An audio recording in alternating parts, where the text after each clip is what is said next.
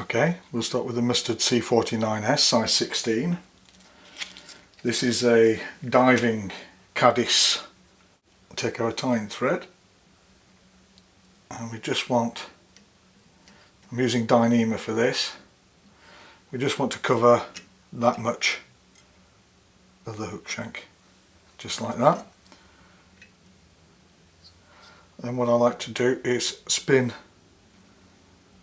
the Dyneema clockwise so it spins together and I get a kind of a rib on the foundation, if you can see that. This is just to give the body more purchase when I tie it in.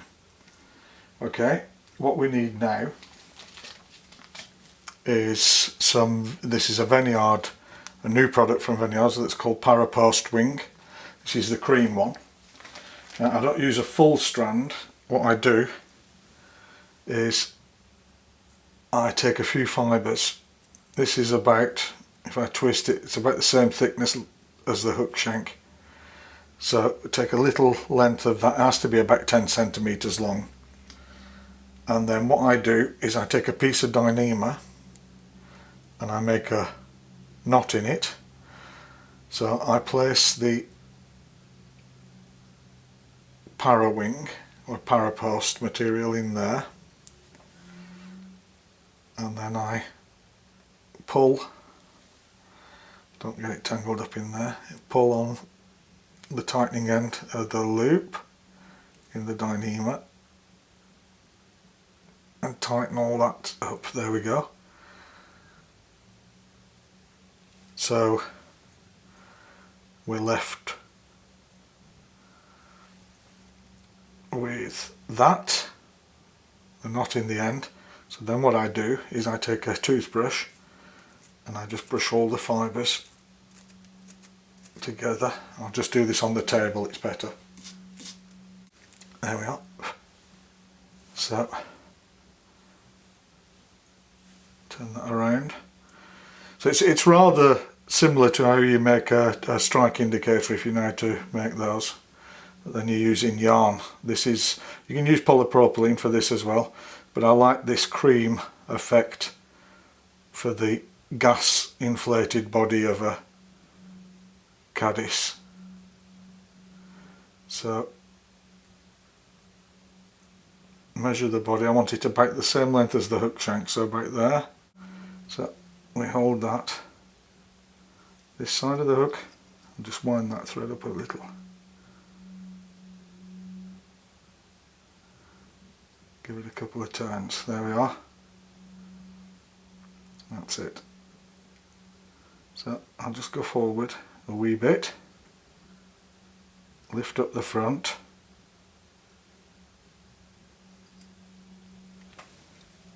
now I take my whip finisher,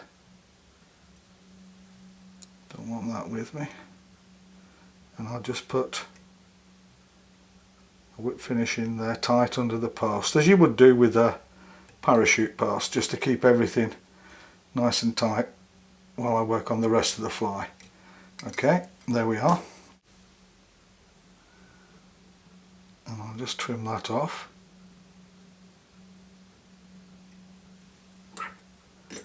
Like so. There's that inflated body. Now I'll go back, just tying that down first, back into the body there. Now I don't want my deer hair to slip, so I'll put a whip finish right in at the side of the body there, the beginning of the body. Then I need a little bunch of deer hair, cleaned and stacked. You just get that out the stacker. I haven't cleaned that so well.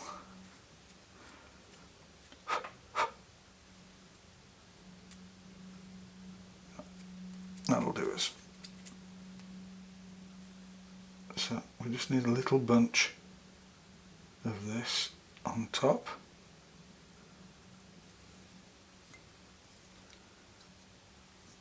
So again, I start on this side because I don't want to pull the deer around, and then I'll get it on top.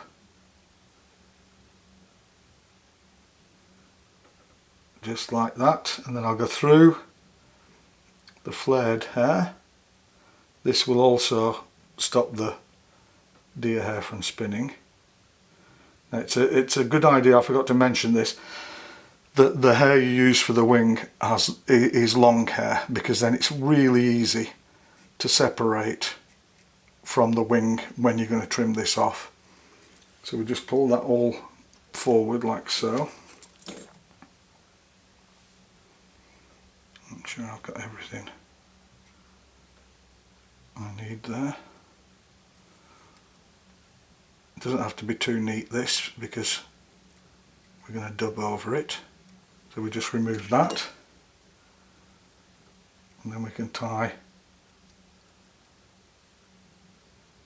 This time doesn't need to be super neat, because we're going to have a little dubbing over that. Let's have a look. Position that wing, the body, that's good. Okay, then I need a pinch of lighter dubbing first. And of course this you can make them with olive bodies if you wish, but I like the cream body. I think that works really well. And then we'll just have a little bit of cream dubbing there, of lighter dubbing there, and then go forward, and then a pinch of darker dubbing.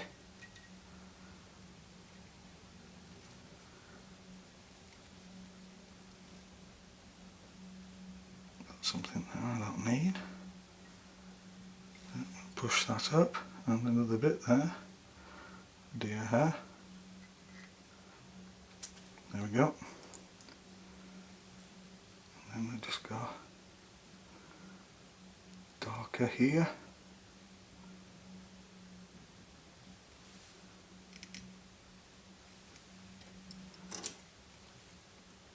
A whip finisher.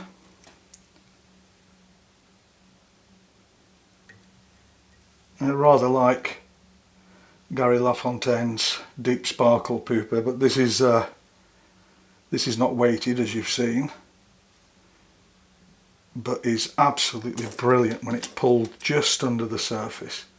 So we'll take our tying thread off there, and then we'll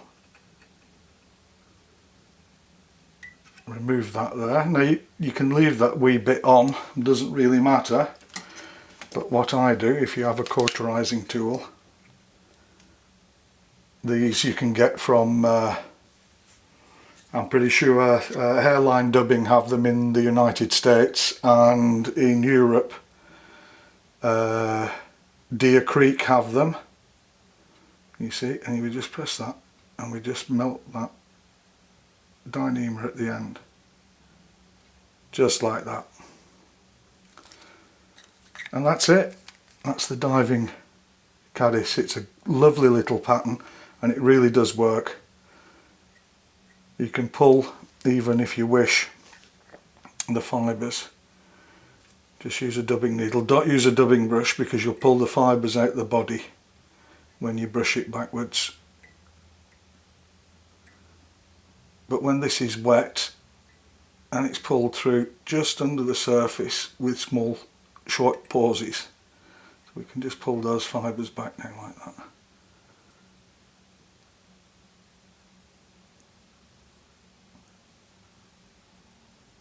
And that's it, the Parapost diving caddis. Really lovely little pattern. Thanks for watching.